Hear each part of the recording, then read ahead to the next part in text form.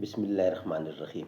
ناظرین، vlog number ہے 186 اور دوسری قسط ہے اور پیج ہے 131، معارف القرآن جلد 2، سورۃ آل عمران نمبر 3 اور آیت نمبر ہے 103۔ ناظرین، روزانہ کی بنیاد پر ہم آپ کے سامنے رکھ رہے ہیں قرآن کریم کا ترجمہ، تشریح، تفسیر اور تلاوت کلام پاک۔ اس کتاب کا ٹائٹل ہے معارف القرآن جلد نمبر 2، سورۃ آل عمران سے لے کر سورۃ النساء تک، پارہ نمبر 3 کا رکوع نمبر 9 سے لے کر پارہ نمبر 6 کا رکوع نمبر ہے 4۔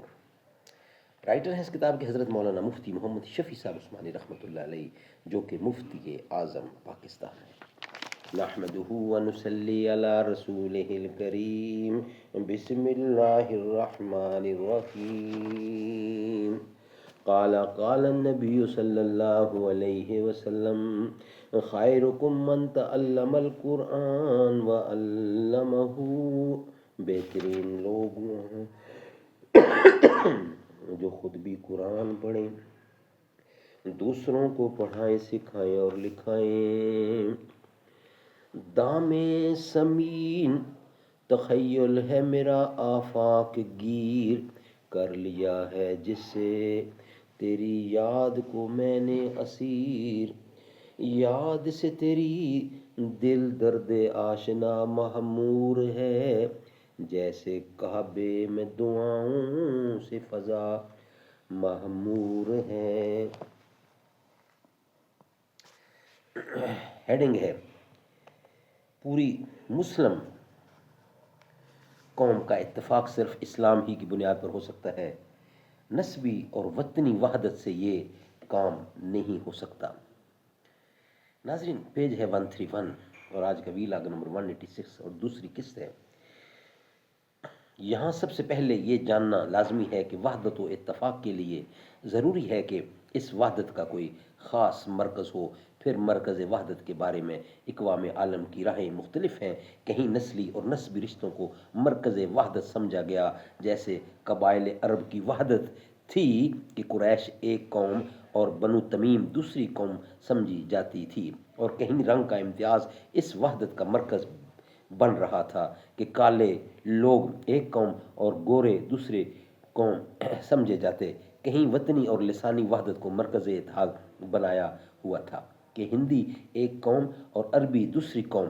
کہیں آبائی رسوم و رواج کو مرکز وحدت بنایا گیا تھا کہ جو ان رسوم کے پابند ہیں وہ ایک قوم، اور جو ان کے پابند نہیں وہ دوسری قوم سمجھے جاتے تھے، جیسے ہندوستان کے ہندو اور آریہ سماج وغیرہ۔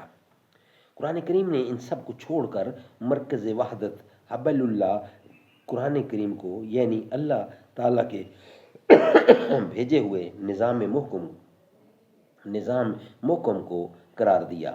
اللہ تعالیٰ کے بھیجے ہوئے نظام محکم کو قرار دیا اور دو ٹوک فیصلہ کر دیا کہ مومن ایک قوم ہے جو حبل اللہ سے وابستہ ہے، اور کافر دوسری قوم جو اس حبل متعین سے وابستہ نہیں۔ خلقاکم فمنکم کافر ومنکم مومن کا یہی مطلب ہے۔ جغرافیائی وحدتیں ہرگز اس قابل نہیں کہ ان کو مرکز وحدت بنایا جائے، کیونکہ وہ وحدتیں عموماً غیر اختیاری امور ہیں جن کو کوئی انسان اپنی سعی و عمل سے حاصل نہیں کر سکتا۔ جو کالا ہے وہ گورا نہیں ہو سکتا۔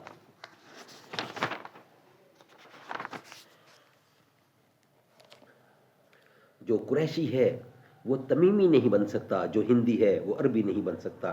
اس لیے ایسی وحدتیں بہت ہی محدود دائرہ میں ہو سکتی ہیں۔ ان کا دائرہ کبھی اور کہیں پوری انسانیت کو اپنی وسعت میں لے کر پوری دنیا کو ایک وحدت پر جمع کرنے کا دعویٰ کر ہی نہیں سکتا۔ اس لیے قرآن کریم نے مرکز وحدت حبل اللہ، یعنی قرآن اور خدا تعالیٰ کے بھیجے ہوئے نظام حیات کو بنایا، جس کا اختیار کرنا اختیاری امر ہے۔ کوئی مشرق کا رہنے والا ہو یا مغرب کا، گورا ہو یا کالا، عربی زبان بولتا ہو یا ہندی یا انگریزی، کسی قبیلہ کسی خاندان کا ہو، ہر شخص اس معقول اور صحیح مرکز وحدت کو اختیار کر سکتا ہے، اور دنیا بھر کے پورے انسان اس مرکزی وحدت پر جمع ہو کر بھائی بھائی بن سکتے ہیں۔ اور اگر وہ آبائی رسم و رواج سے ذرا بلند ہو کر غور کریں تو ان کو اس کے سوا کوئی معقول اور صحیح راہ ہی نہ ملے گی۔ یہ خدا تعالیٰ کے بھیجے ہوئے نظام کو پہچانیں اور اس کا اتباع کر کے حبل اللہ کو مضبوطی سے تھام لیں، جس کا نتیجہ ایک طرف یہ ہوگا کہ پوری انسانیت ایک مضبوط و مستحکم وحدت سے مربوط ہو جائے گی۔ ناظرین، اس کا کچھ حصہ باقی ہے، وہ انشاءاللہ ہم نیکسٹ ویلاگ میں ہم آپ کے سامنے رکھیں گے۔ یہ ویلاگ یہاں ہی کمپلیٹ ہوتا ہے۔ ابھی تو معصوم تھی عائشہ رسول کی جب حرم میں آئی، یہ کتنی تو خوش نصیب دلہن کے دولہا تیرے حضور انور، تو جس مقام میں کبھی مقیم تھی خدا نے جنت بنا دیا ہے، بنا کے جنت خدا نے اس میں حبیب اپنا سلا دیا ہے۔ سلام لاتے ہیں شام و صبح ہزاروں نوری ہی تیرے گھر پر، پڑھوں میں کیا کیا فضائل تیرے، میرے تخیل سے تو بلند ہے، خدا کا تو انتخاب امی، شفیع محشر کی تو پسند ہے، تو ہی ہے مصداق خوب سو، مقام ہے بالا بالا تر، مقام ہے تیرا بالا برتر، صدیق اکبر کی ہے تو بیٹی،